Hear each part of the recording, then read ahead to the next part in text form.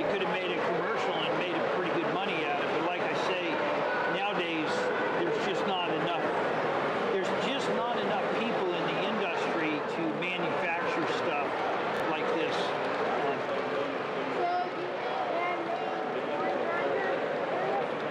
And corn grinder, what? I think it's like sand. Well, this is actually ballast from the woodland scenes, plus a few other chunks that just roll down there. It's always interesting when a spider web comes out.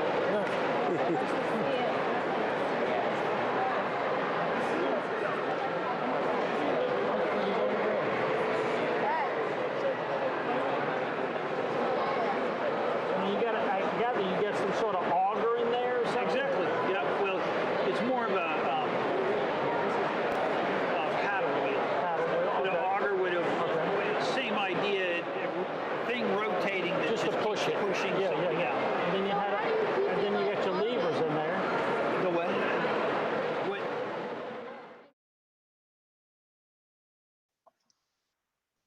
Okay.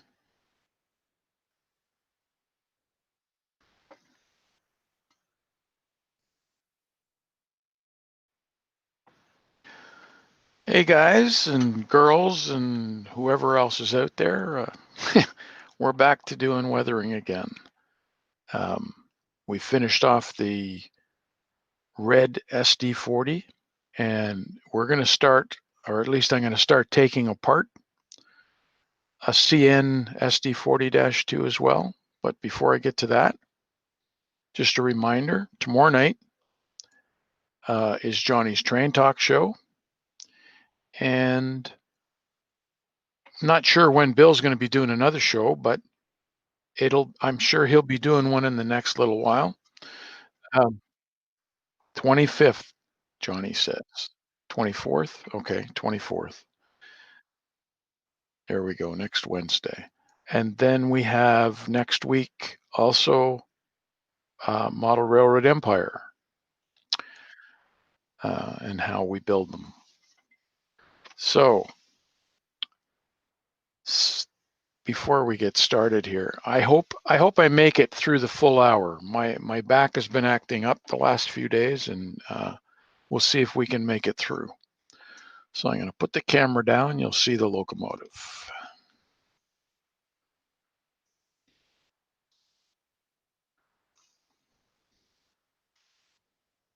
I hope it's in the screen. Okay, so I took the liberty to take the railings off, and usually what I do to take the railings off is I use an X-Acto blade, and I just go in underneath the railing and just lift slightly to pull the pin out of the hole. A lot of times you'll find a locomotive, some people, if you've bought it from someone else, they use crazy glue to hold it in. And if that's the case, you're in trouble. In a locomotive like this is a Cato unit. With a locomotive like this, the walkway separates from the shell. So it's not a big issue. The only one you have to make sure you can get undone are the ones that are attached to the cab, and this one down here. The rest of them can stay in place because they're not going to interfere with your weathering because the walkway comes off, the cab comes off. And if I remember correctly, even this dynamic brake blister lifts off. It's simple to get these off on the Cato. You remove the couplers at each end, and then you squeeze. There's 2 tabs that hold them in place, and they lock down on the chassis. You can see them here. There's one there and one here under the cab. So now that you've got the cab off, you can actually separate the walkway. And this makes it so much easier to do weathering. Even if you can't get the cab off, at least try to get the windows out.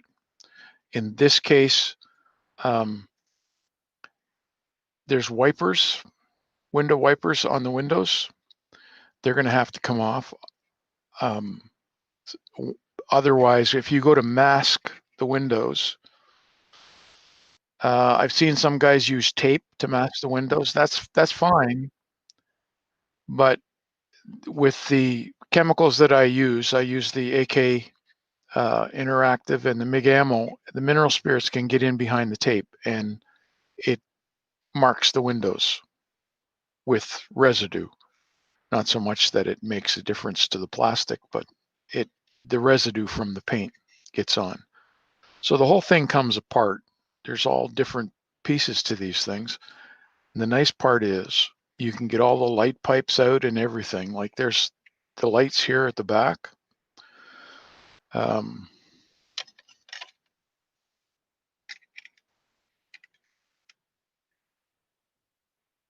Okay, we got a question. All right, it's Human Junction, Human City Junction. Are you ever concerned when starting a weathering project that you will ruin something that costs a lot of money? I used to be concerned.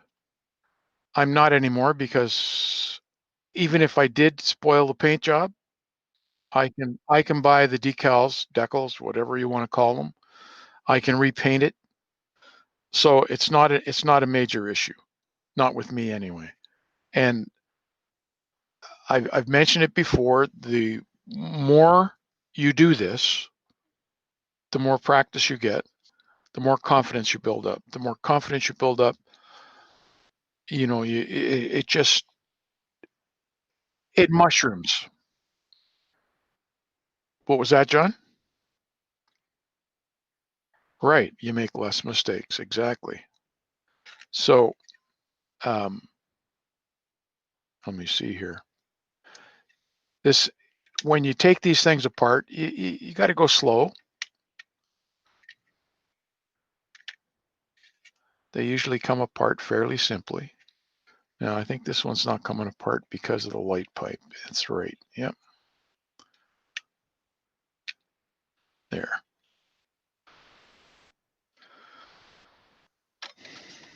That's not going to come out of there either. But, okay, the cab's off.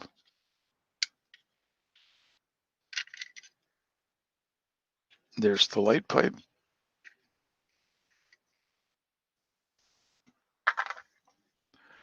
There's an interior in this with a couple of guys sitting in their seats. Now, the guys sitting in their seats, that's not normal on a Cato unit. The cab is usually empty. The fellow who owned this previously put them in. He liked to have people in his locomotives. The same with his cars. Well, there's a screw that shouldn't be loose. Don't know where that came from.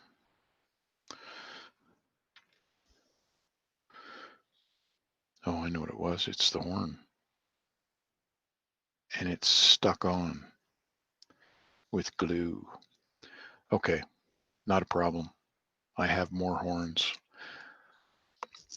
So getting the wipers off is an issue as well.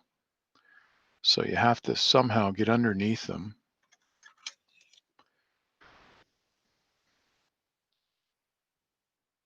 They're just light plastic. Sometimes they're photo etched brass. So there, it's sitting on my finger right now. All right, where'd you go?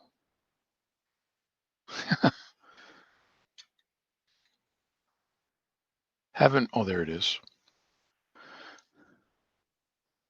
That's one of the issues when you take small parts off locomotives. Make sure you're working directly over the table, because if you drop it on the floor, you'll be searching for hours. I don't know whether I mentioned before about the one locomotive, the AC4400, that I was doing for a friend of mine. That locomotive is now my locomotive because he closed down his layout and I bought the locomotive back. I was putting on the last handrail, the one that goes from the cab, because it was the full cab, and it goes from the cab down to the stairs, the last railing, and I had it in the tweezers.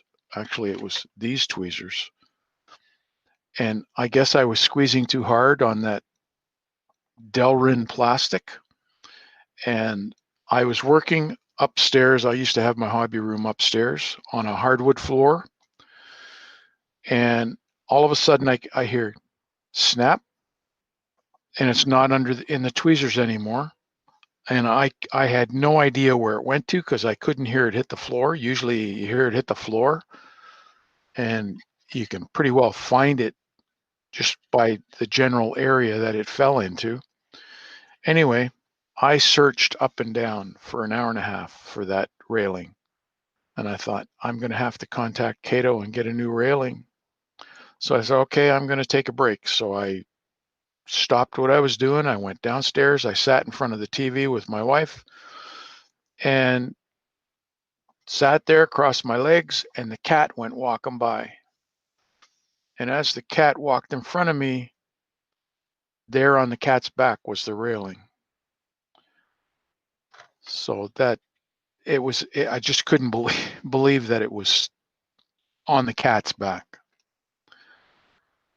So I didn't have to order after all. Okay.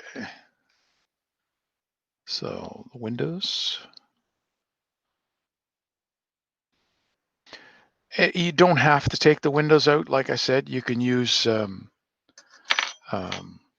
masking, Maskall. A few different companies make it. Microsol makes masking liquid. Humbrol makes it. And I think even Vallejo makes it now too, if I remember correctly. And in that case, why not use it if you can get it? The last two wipers. Well, actually, the hole is in the glass. I could leave that glass in there and mask it. The problem with normally masking over the wipers is that when you go to take the masking off, it takes the wipers off. So you might as well take them off to start with, and you won't have that problem. But when I do this, I take everything off. Let's see if I can get this horn off, even though it's glued in. No, it doesn't want to budge. And you don't want to overforce it either, because then you're liable to break something. And for whatever reason, if you use a knife, try not to force it too much, because you may end up cutting the pin that's holding things in place with the blade. So you have to be careful, just a little bit. Just a little bit.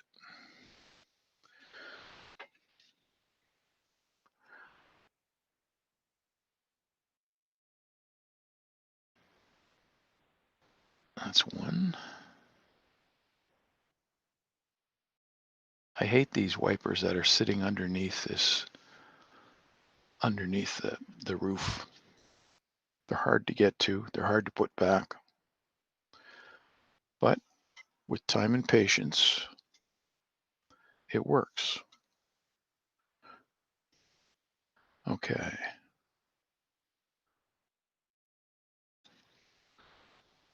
Take the number boards out, if they'll come out. No, don't want to move. No. Okay, so that'll be masked. See if we can get the window glass out. Yep, no problem there.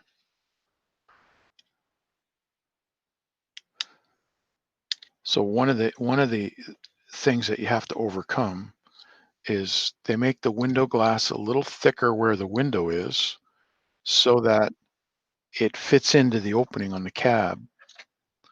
And when you pull this away from the side of the cab, you can hear it snap. What else is attached? Oh, the back windows. Okay. There's one. There's the other.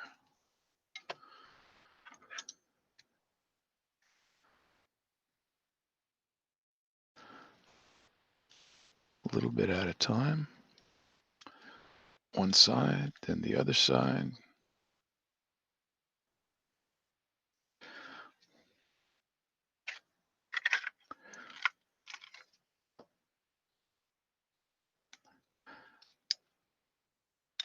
There. So that took the side and the back windows out at the same time. They're all attached. Now there's the front window. And that should come out. Kato doesn't normally glue things in place. I just did some locomotives for a friend of mine. Also for one of our regulars, Lloyd, that were Rapido locomotives. And those locomotives, believe it or not, the glass is glued in. They have photo etched walkways and they're glued on. In the case of this locomotive, all the walkways are held on with these little pins and they're not glued in, they're just force fit. So my cab is ready for weathering, except for I have to put masking on the number boards. I've got pretty much everything off of here that I want to take off. Oh, number boards again. Let's see if these will pop out. Yep. Both of them came out nicely.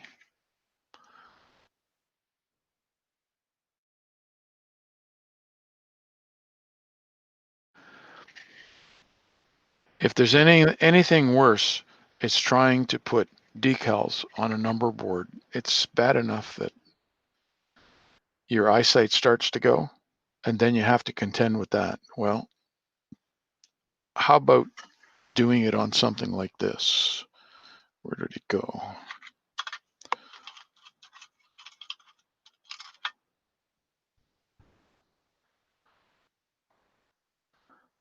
Putting the number boards in there and having to put numbers on the number boards. It's not easy at all, not in N scale anyway.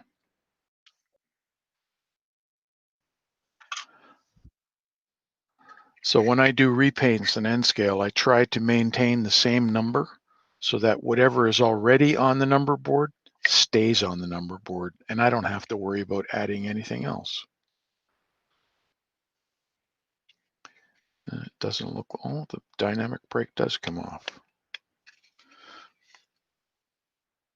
It's just a snap fit. Come on. There we go.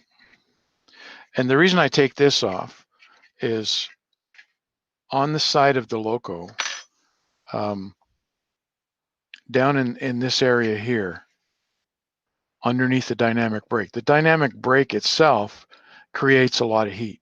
Plus then you've got the locomotive engine in behind here creating heat. The rad takes most of the heat away except for where the exhaust is. And the exhaust is coming out of that port right there, which sits right here. And all of this area, the paint tends to char with the heat under heavy load.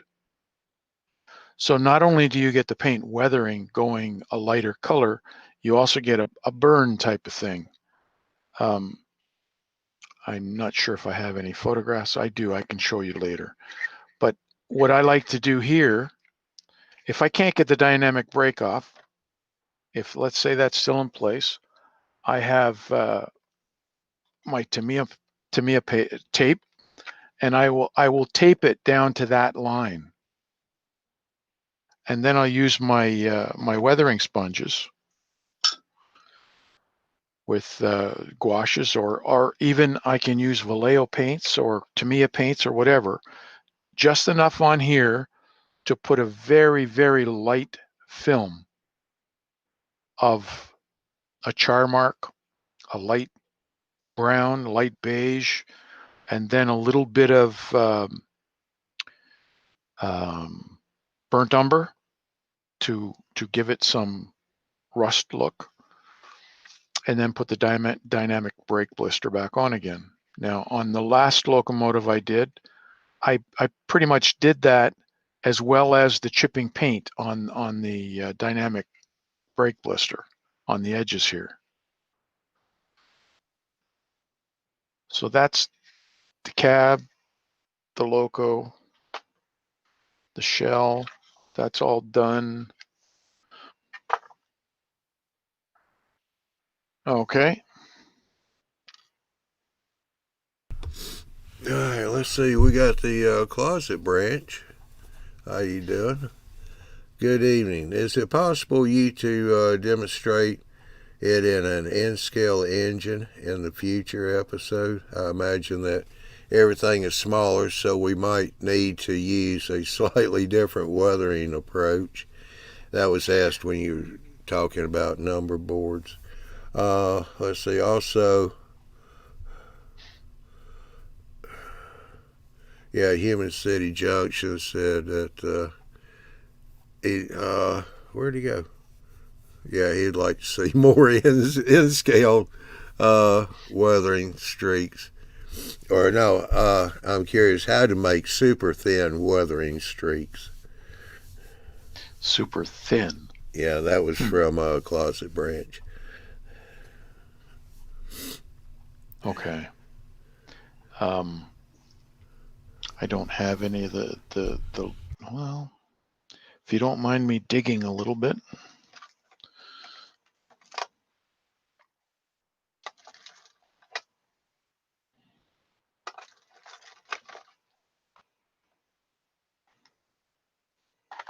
Just bear with me, guys. I'm doing 21 locomotives, N-scale locomotives for a customer who just happens to be one of our regulars on our regular chat, and one from another guy that's a regular on our chat.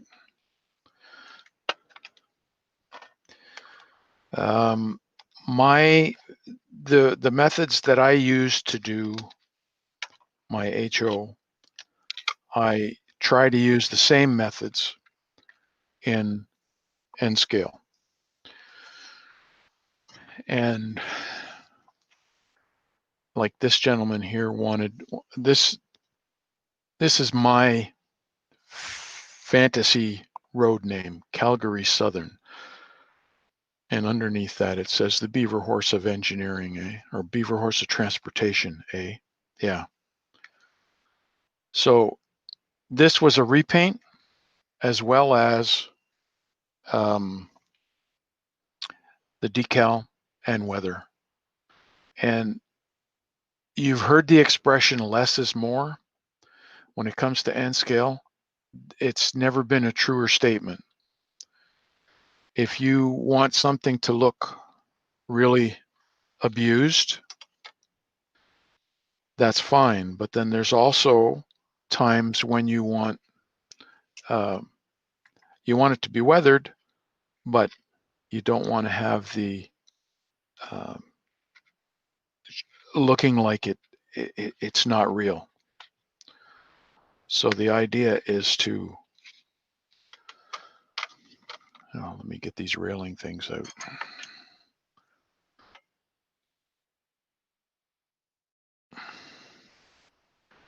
There. Not sure if you can see that very well.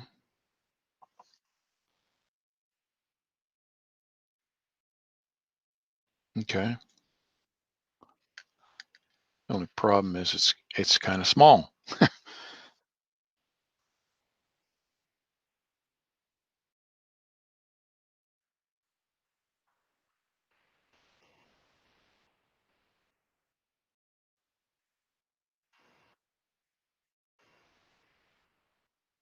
Okay.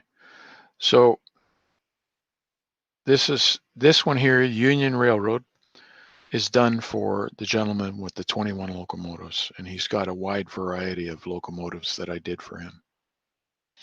This one, because of the color, it's a fairly recent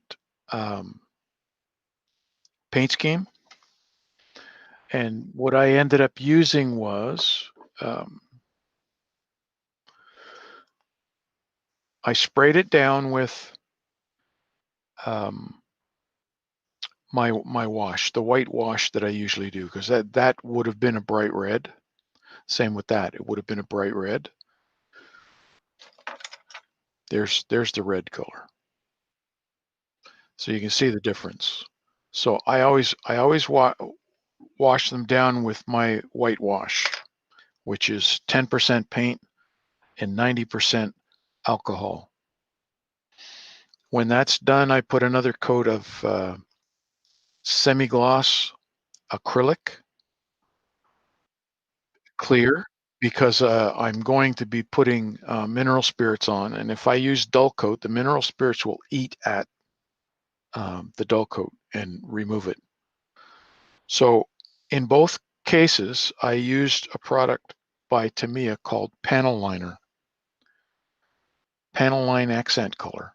You can get it in black, you can get it in brown. You can also get it in a gray, which to me, in railroad colors, is not going to work gray. It might on a black locomotive, but I wouldn't try it. I stick with this stuff. These were originally made for the military guys, and a lot of the AK stuff and the ammo stuff were originally designed for the military guys. And why should they be the ones to hoard all that stuff? We're modelers too, so I've been making a real push to try and get these colors and products involved in model railroading. I use them extensively when I'm doing my stuff. Even the oil paints, the oil paint system that I incorporate, I do the same thing. That used to be a military thing. You do oil dots on a product, on a tank, and they blend them in until you have the actual streak that you want and the color you want. And really all they're doing is changing the color of the paint itself. So it's what they call a filter. So if you had the khaki green, you end up lightening it slightly, and then you add this other oil paint color to it, and it changes its color again. It's still green underneath, and you can tell, but it's different, and that's what it's doing here. It's still red underneath, but the white lettering that was in the decal now has a stain to it, which is what you want to see. The panel liner I use for all of the door lines, you put it on, and it comes in with a very fine brush on it. I'll open it up and I'll show you. It has a very, very fine brush. So there's the fine brush, and it's easy to apply, and you don't have to, you try and keep it where you want it. You don't have to go all over the place with it, because you're going to come back with a damp brush with mineral spirits on it and wash off the excess. And that's how it stays in the lines. So I've washed off whatever went on either side of the line, and there it is. So now you have another question there. Yep. Let's see. Human City Junction. Did you take the railings off on the N scale ones also? The nice part, well, okay, Atlas, the railings come off as same way as the HO.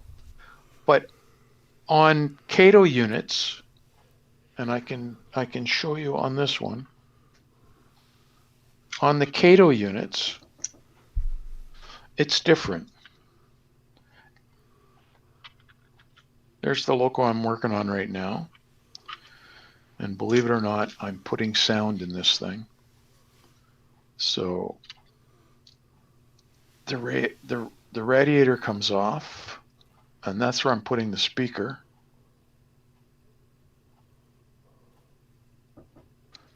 So there's a lot of prep work to be done before you actually get down to the weathering. So this has been faded already. And this is going to be a relatively new locomotive, so it's not faded a lot. But the interesting part here, there's the walkway and the railings. And the interesting part of the way they do it, Kato does it, is that to get it to separate. There. The walkway actually separates from the railing. I'm not going to pull it apart now because it's too finicky. But the walkway does come apart, so you can separate them, and you don't have to worry about getting excess paint on stuff. I painted the yellow on the walkway when I had it separated from the railings, and it goes back together beautifully. The Kato units. Once you get used to the Kato, the way they do things, you won't want to work on anything else.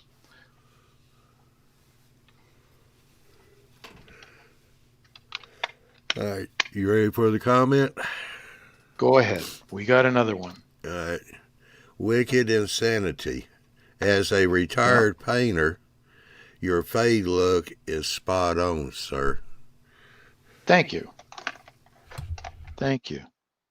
We'll get around to it. I'll show you some other photographs too. So let me get these put away because they're not nice and neat.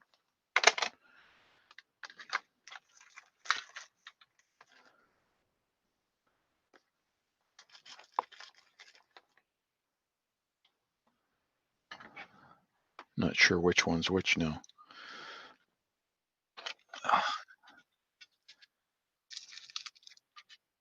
Okay.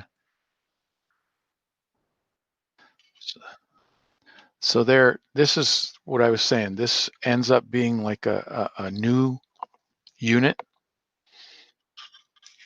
And when I put these things back together again and put them in the boxes, Kato puts this bubble pack in. And this is a great product. It stops the thing from getting damaged. But with all the different products that you use on these things, when this sits for a long period of time being pushed against the paint, it leaves round circles, just like the bubbles that are on here. So I take these shop towels. This is for storage purposes. I put it on top, put the bubble pack back on again, and Bob's your uncle.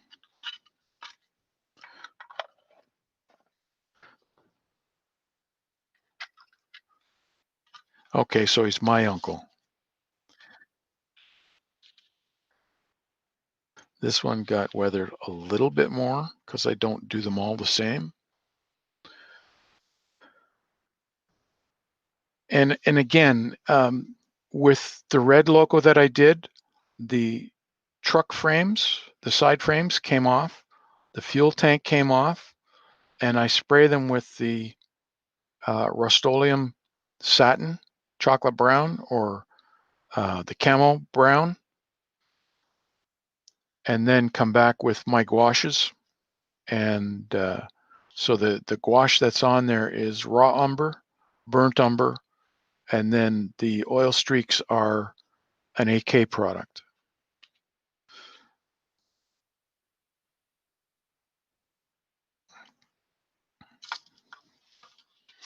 Okay, got another one. Alrighty, if I hit the right button. Oh, where'd he go?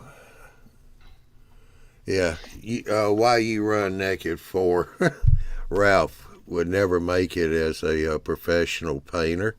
His newest work would come out looking weathered and rusted. LOL. Tell that to my wife. Yeah. Yeah, she ends up getting me to do all the cutting in and so on so that she can use the roller. So anyway, back to this locomotive, and then I'll show you some other end scale stuff in a bit. Okay. On this one has sound in it. So one of the things you have to be careful of when you're working with sound, you take the fuel tank off. You'll notice it has the slots in the bottom for the sound. Well, that's because the speaker's in the tank. And in order to get the speaker and the fuel tank off, there's little tabs on the side here that pop on.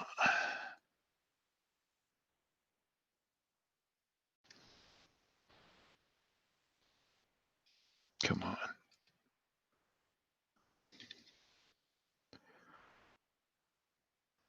There we go.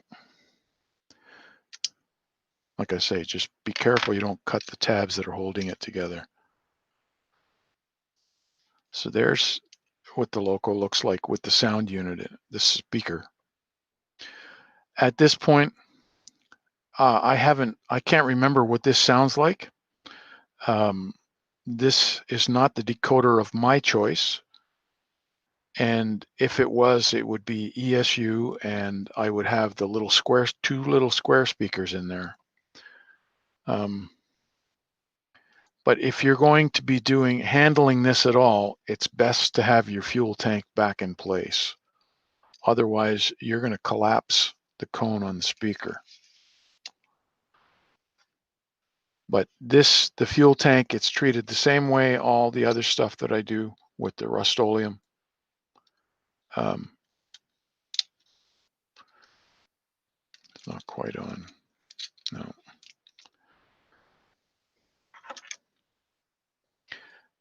Rust-Oleum paint, let it dry. Then I put a coated dull coat on top of that so it's not sticky anymore, because it takes a while for it to properly dry. Okay. Side frames, I went through the side frames with you guys once before. There's little tabs, and I can bring up the pictures on the computer. There's little tabs down the side here that you have to release in order for you'll notice these points here, the little squares. There's an arm or a pin that is on the bottom side of that, so that when the side frame, when you take this off, the pins come out, and the pins go through an opening in the side frame, so the side frame can come out after that. Once you get it out, you can take your wheels out, you can paint the wheel faces, and try to make sure you keep the paint off the tire of the wheel. And if you get it on, clean it off, because nothing worse than having a bad conductor for your locomotive, especially if you're running DCC. Okay, let me just see here. I don't want anything to fall. Just bear with me. I'll get up some pictures here, if my computer will work. And there we go.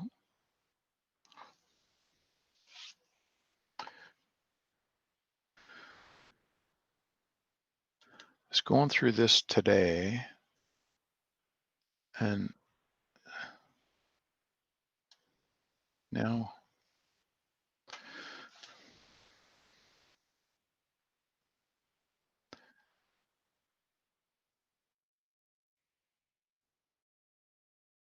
okay, just so that we can go back to quickly go back to the red loco we did. I guess I should share my screen. It works better that way. Where am I?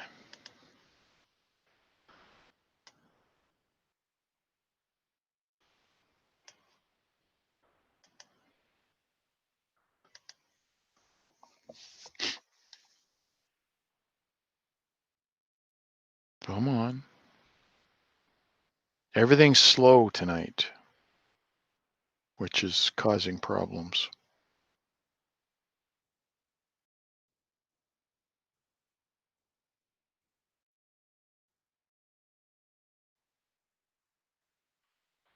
Yeah, but there's not that many.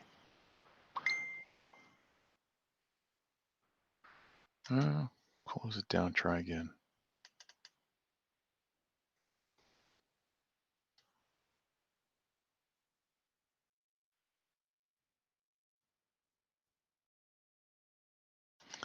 Okay.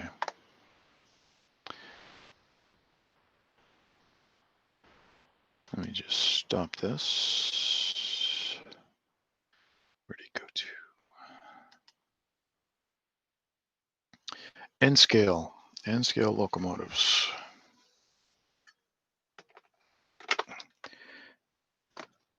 I have been doing a whole batch.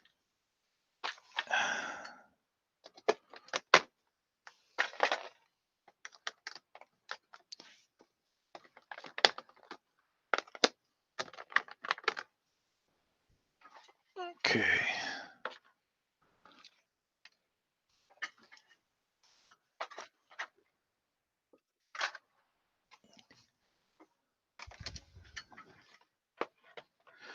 Okay, here we go. These are intermountain, and these railings come off as well, and they seem to be photo etched. Intermountain.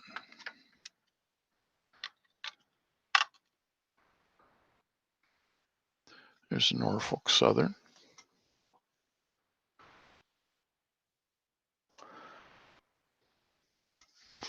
And we were talking about the streaks before and the dynamic brake and so on. And you can see here, I've added a little bit extra paint to simulate the paint is chipped off and now the metal is rusting. Down around the wheels, the wheel bearings and so on, I've added the extra black marks to make it look greasy.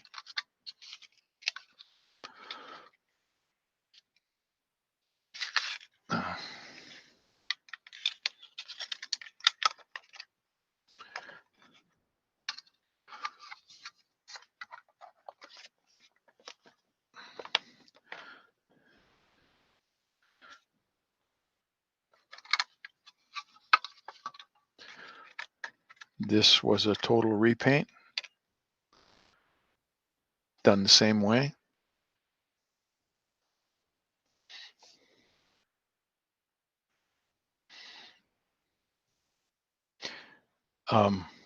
This is also Intermountain, and it was a pain in the butt to work with these railings. It really was. But the walkway separated from the shell, which is to me is most important, because the idea when you're taking a brush and you're doing your brush strokes, you want to draw it down. And if the walkway's in the way, you can only go part of the way. You can't complete it. So on that red loco that I did at the beginning of the first show, I had to draw it this way from the walkway up, but I also had to make sure that I left a lot of the grime at the bottom. So there's all little tricks you can do to achieve the look you want. And then this one, I kind of like this one the best, along with my logo, or my fantasy railroad. Why doesn't it want to come off? There we go.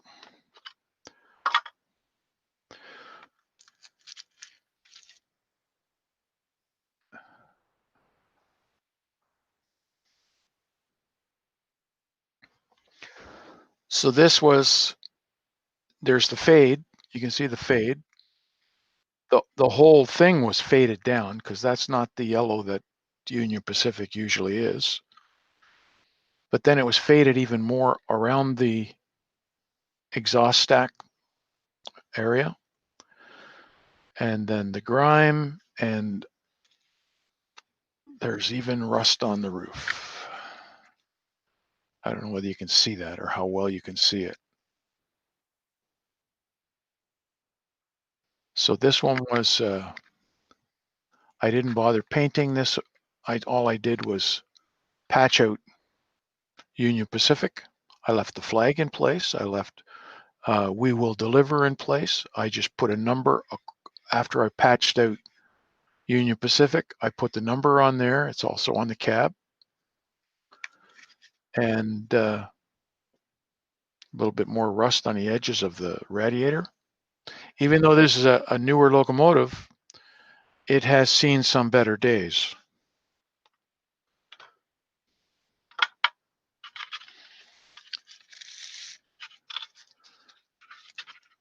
So I've done, I think I've completed 17 already.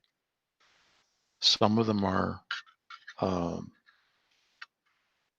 really well weathered. Some of them not so well weathered. Some of them, the idea was not to make them all the same. And when you're doing them in like a production line sort of thing, you have to be careful that you don't do them all the same as well. Especially if they're all going to the same client, or the, you know, even if it's on your layout, you want to make sure that there's some differences.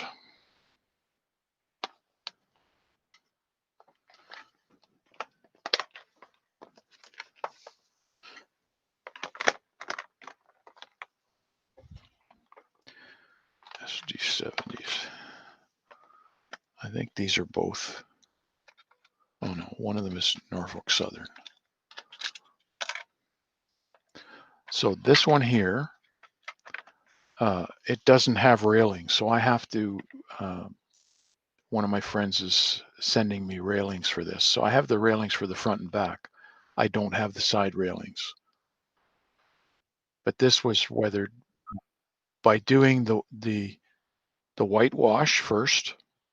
So you get the fade, and you can see on the locomotive where the exhaust stain is, and the black is now sort of a grayish color.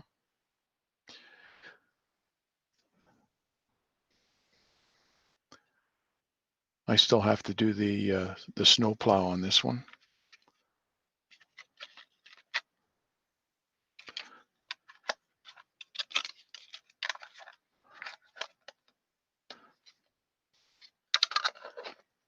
There's another. This is an SD40-2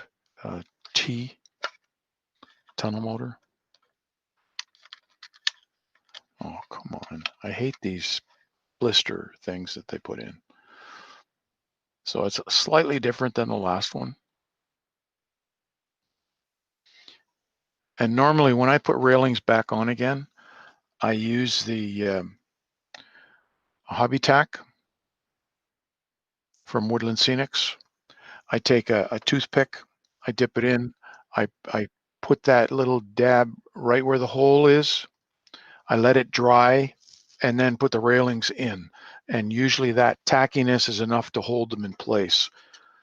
That works great for HO. But in the case of these N scale ones, I literally had to use crazy glue to hold them in place.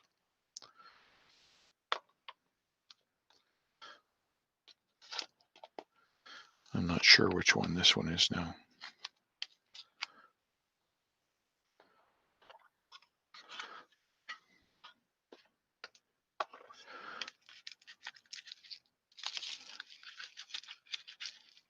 Oh yeah. So if I had one of the other CSX, well, I have the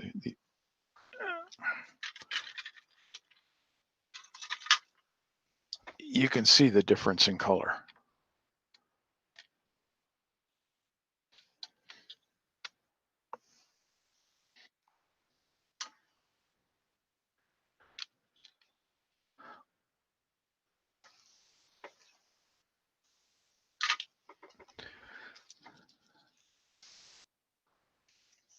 But I don't have any problems whatsoever now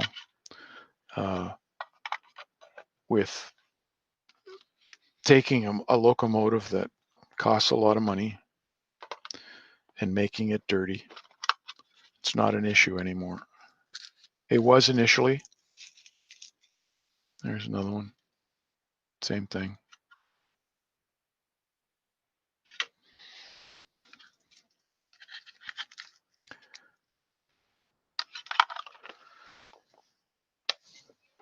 I'm trying to find the full size. Oh, it's going to be too far away.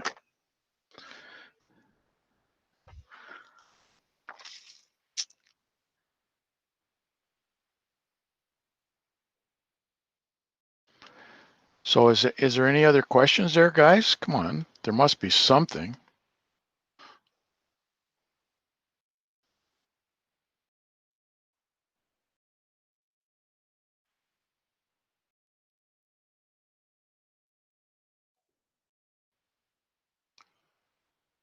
Rolling Thunder. Rolling Thunder.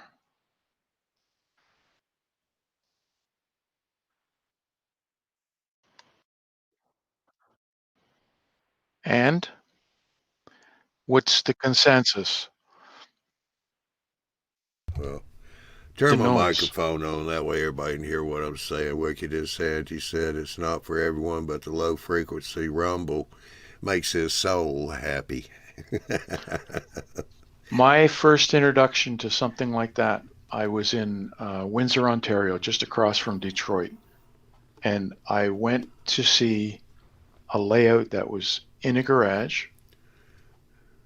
And the guy had his staging for that layout in the ceiling of the laundry room, which was part of the mudroom that came off the garage.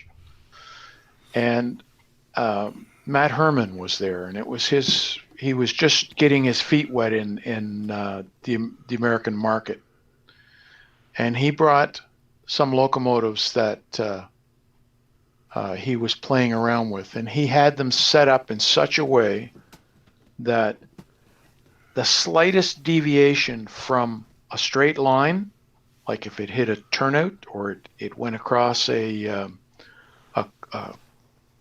crossing, you would hear wheel squeal as part of the sound. Well, the guy that owned the layout also had his own version of Rolling Thunder. And when he turned that on, the floor shook. And it was just totally encompassing. There's no way to explain it other than being beside a real locomotive. That's what it sounded like.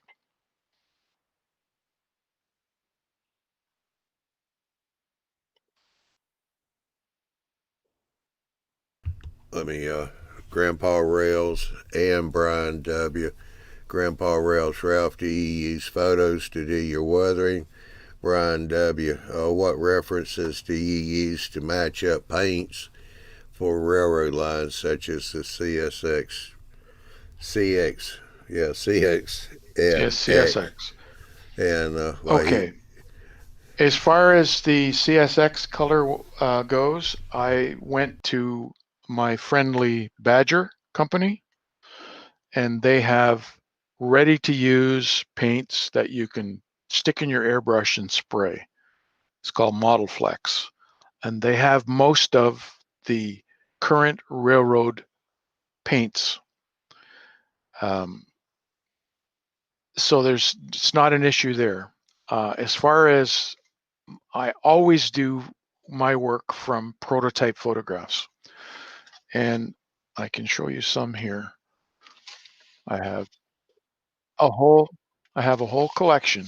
Once I start doing photo, somebody asks me to do something, I start researching. There's concrete walls. I'm always working on from prototype photographs.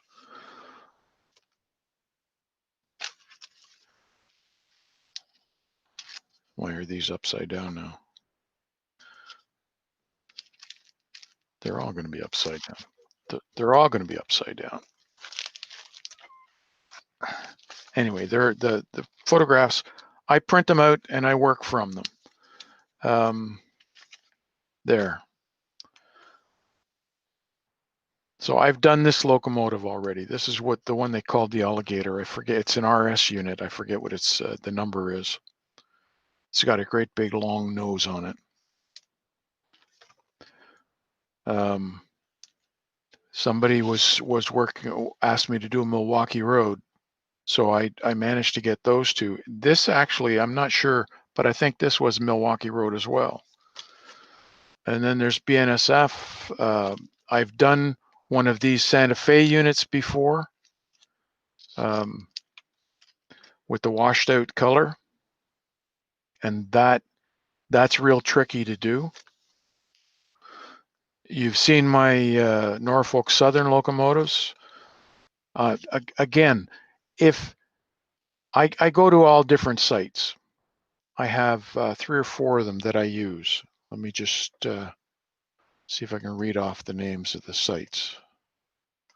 I have them bookmarked. Rail photos. Okay.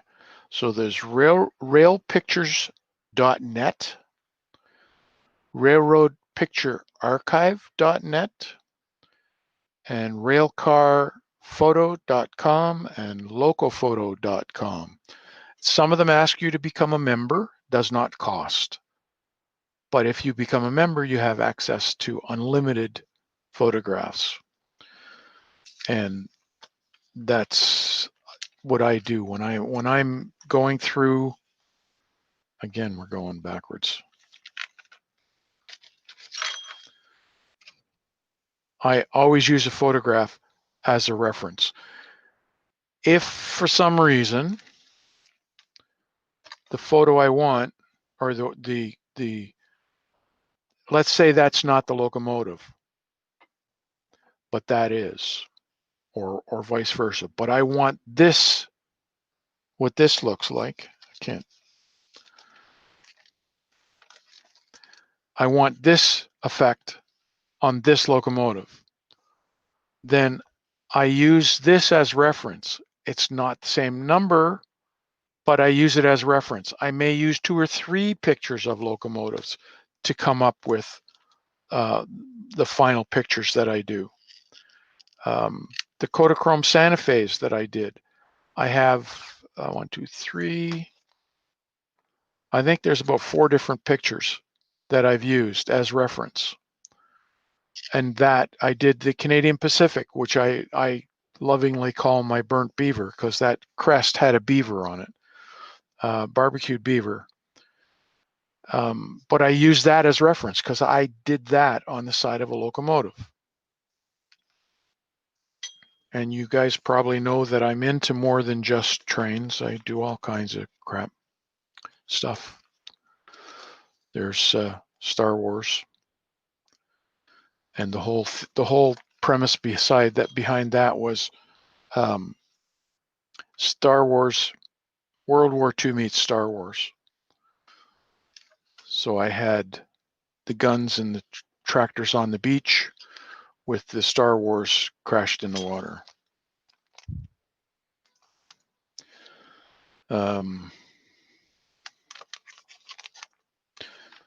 Did the military truck.